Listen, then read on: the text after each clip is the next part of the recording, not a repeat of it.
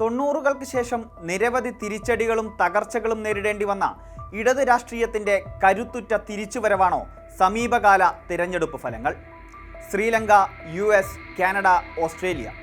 തിരഞ്ഞെടുപ്പ് നടന്ന 4 രാജ്യങ്ങളിൽ US ഒഴികെ മറ്റു 3ഇടത്തും ഇടതുപക്ഷം അധികാരമേറി.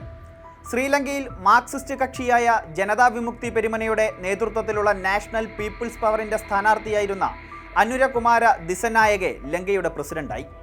ഏപ്രിൽ അവസാനം നടന്ന കനേഡിയൻ തെരഞ്ഞെടുപ്പിൽ ലിബറൽ പാർട്ടി നേതാവ് മാർക്ക് കാർണി പ്രധാനമന്ത്രിയായി. ഓസ്ട്രേലിയയിൽ കഴിഞ്ഞ ദിവസം നടന്ന തെരഞ്ഞെടുപ്പിൽ 2ാം തവണയും ഓസ്ട്രേലിയൻ ലേബർ പാർട്ടി നേതാവ് ആന്റണി അൽബനീസ് പ്രധാനമന്ത്രിയായി തിരഞ്ഞെടുക്കപ്പെട്ടു.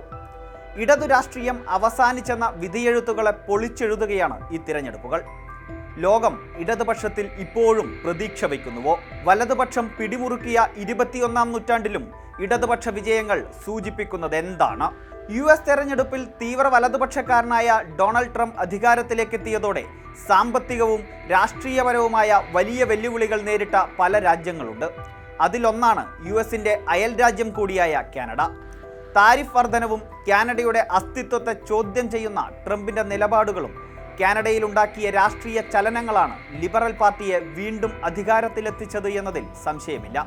ജസ്റ്റിൻ ട്രൂഡോയുടെ നേതൃത്വത്തിൽ 10 വർഷം ഭരണത്തിലിരുന്ന ലിബറൽ പാർട്ടിക്കെതിരെ ശക്തമായ ജനവികാരമുണ്ടായിരുന്നു. NDP പിന്തുണ പിൻവലിച്ചതോടെ രാജിവെച്ച ട്രൂഡോയ്ക്ക് പകരക്കാരനായാണ് മാർക്ക് കാർണി ചുമതലയേറ്റെടുക്കുന്നത്. ബാങ്കിംഗ് വിദഗ്ധൻ കൂടിയായ കാർണി നേതൃത്വത്തിലേക്ക് വരുമ്പോഴും തിരഞ്ഞെടുപ്പിൽ വിജയിക്കാൻ ലിബറൽ പാർട്ടിക്ക് സാധിക്കുമെന്ന പ്രതീക്ഷ ഒട്ടും തന്നെ ഉണ്ടായിരുന്നില്ല. സർവേ ഫലങ്ങളും അത് തന്നെയാണ് സൂചിപ്പിച്ചത്. എന്നാൽ ട്രംപിൻ്റെ അധികാരാരോഹണവും പുതിയ തീരുവ പ്രഖ്യാപനവും ഒരു പടി കൂടി കടന്ന് കാനഡയെ അമേരിക്കയുടെ 51ാമത്തെ സംസ്ഥാനമാക്കി മാറ്റുമെന്ന പ്രഖ്യാപനവും സ്ഥിതിഗതികളെ മാറ്റിമറിച്ചു. ട്രംപ് കാനഡയുടെ രാഷ്ട്രീയം തന്നെ കീഴ്മേൽ മറിച്ചെന്ന് പറഞ്ഞാലും അധികമാകില്ല. ട്രംപിൻ്റെ പ്രഖ്യാപനങ്ങൾ കാനഡയിൽ ഒരു ഐക്യബോധം വളർത്തി.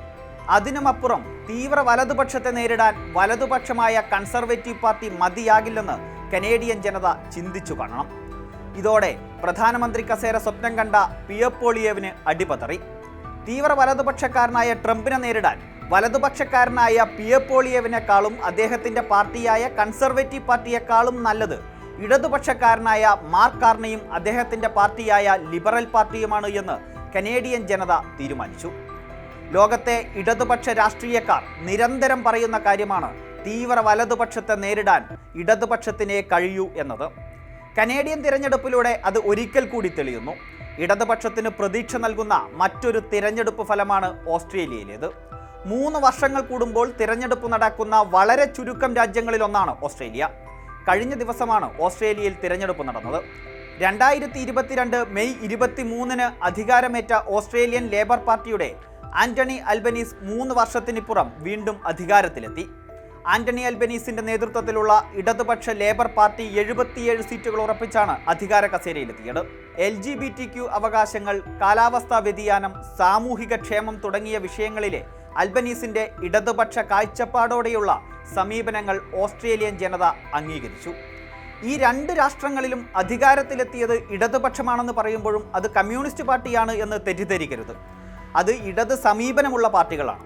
സമീപനത്തിലും വീക്ഷണത്തിലും കൂടുതൽ ലിബറലായ കാഴ്ചപ്പാടുകൾ മുന്നോട്ട് വെക്കുന്ന പാർട്ടികൾ എന്നെടുത്താൽ മതി.